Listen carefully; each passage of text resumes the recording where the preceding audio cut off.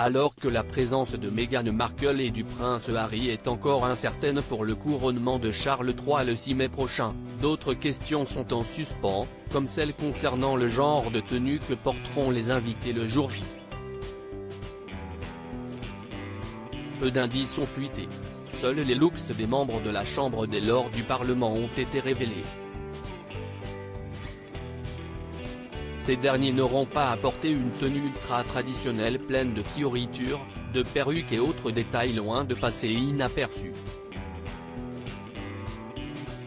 Ils sont autorisés à ne porter que la longue robe rouge à col blanc en fourrure d'hermine, la même qu'il arbore à chaque ouverture annuelle du Parlement.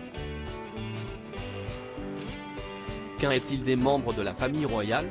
Rien n'est annoncé, mais il semblerait que la tenue de Kate Middleton fasse déjà parler d'elle. Et pas dans le meilleur des contextes.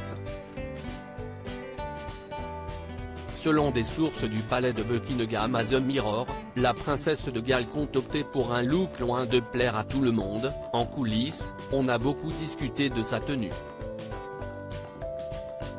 On a aussi beaucoup parlé de ce qu'elle portera sur sa tête. En fait, Kate n'a pas l'intention de porter un diadème, comme le veut le protocole pour ce genre d'occasion. Lors du premier banquet d'État organisé par Charles en tant que roi, par exemple, elle en portait un. Les robes et les grands bijoux de valeur qu'elle a pu porter lors des mariages royaux ou d'autres événements de ce genre ne seront a priori pas au rendez-vous.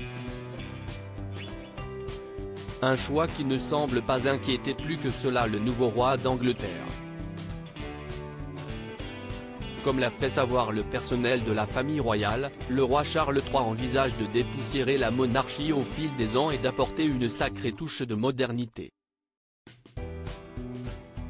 Contrairement aux 3 heures de cérémonie auxquelles la reine Elisabeth II avait eu droit en 1953, le couronnement de Charles ne durera qu'une petite heure.